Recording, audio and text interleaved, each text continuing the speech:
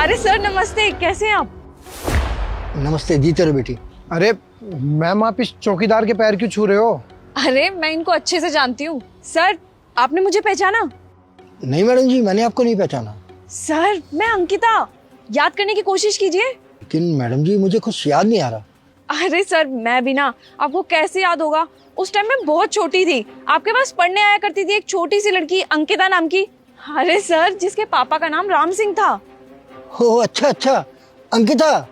अरे इतने समय के बाद तो ये देखा, कितनी छोटी सी थी और अब कितनी बड़ी हो गई। मुझे अच्छी तरह याद है, तू दो चोटियां बनाकर मेरे पास पढ़ने आया करती थी और तू पढ़ने में कितनी अच्छी थी, पूरे दिन मन लगाकर पढ़ती थी। सर यही तो विधि का विधान है। आप देखिए ना, आप उस टाइम जवान थे और अब देखो आप बूढ़े हो गए हो आप। और मैं छोटी सी बच्ची थी, लेकिन अब बड़ी हो गई हूँ। सर कैसे हो आप? अरे मैम, ये आपके टीचर हैं? हाँ ये मेरे टीचर हैं, इन्होंने ही पढ़ाया मुझे बचपन में। और इनके पढ़ाए सारे बच्चे ना आज सारे के सारे कामयाब हैं। सच कहूं अंकिता बेटा, आज लगता है कि मेरा जीवन सफल हो गया।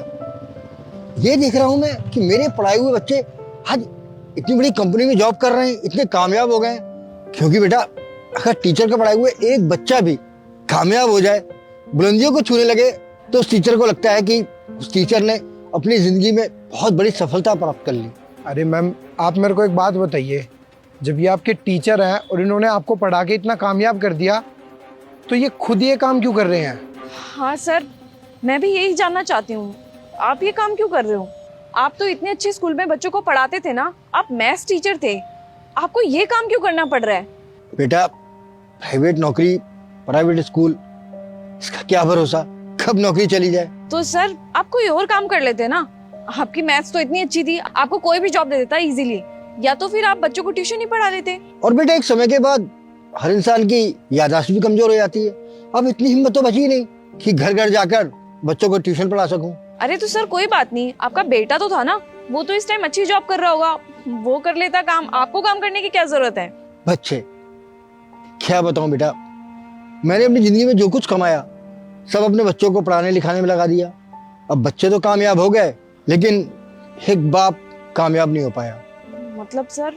बेटा क्या बताऊं, पढ़ लिख कर मेरे बच्चे विदेश चले गए, अब वहां अच्छी जॉब कर रहे हैं, कामयाब हो गए हैं, लेकिन उन्हें अपने बूढ़े माँ बाप की खैरियत पूछने का भी टाइम नहीं है, एक फोन तक नहीं करते वो। अब इस उम्र में क्या करूं, अपना और अपनी बीवी का पेट तो पालना ही है ना, तो जो काम मिला वो कर रहा हूँ। सर ये जान के तो बहुत बुरा लगा मुझे, बहुत गलत हुआ आपके साथ। सर मैं आपकी कुछ मदद कर सकती हूँ? अरे नहीं नहीं बेटा, अब जिंदगी बची कितनी है, जो थोड़ी सी बची है ये जॉब करके काट लूंगा। एक्सक्यूज मी मैम, सॉरी पर हम लेट हो रहे हैं मीटिंग के लिए। अच्छा सर, मैं आपसे बाद में मिलती हूँ। सुनो, हमारे ऑफिस में अकाउंटेंट की जॉब खाली है ना? हाँ मैम। एक काम करो, इनका इंटरव्यू ले लो और इनको वो नौकरी दे दो। ये मैम, ये तो मामूली से चौकीदार हैं और आप इनको अकाउंटेंट की जॉब क्यों दे रहे हो? अगर इन्होंने भी यही सोचा होता ना कि ये गरीब परिवार की तो लड़की है, क्या फायदा है इसको पढ़ाने लिखाने का, और वो भी फ्री में, तो शायद मैं आज इस मुकाम में कभी नहीं पहुंची होती। अरे जब मेरे पास मौका है इनका कर्ज उतारने का, तो मैं क्यों उस मौके को बर्बाद करूं? कल ना इनकी जॉब लग जानी चाहिए, मेरे को यहाँ पे कल काम करते हुए नहीं दिखे। ठीक है मैम।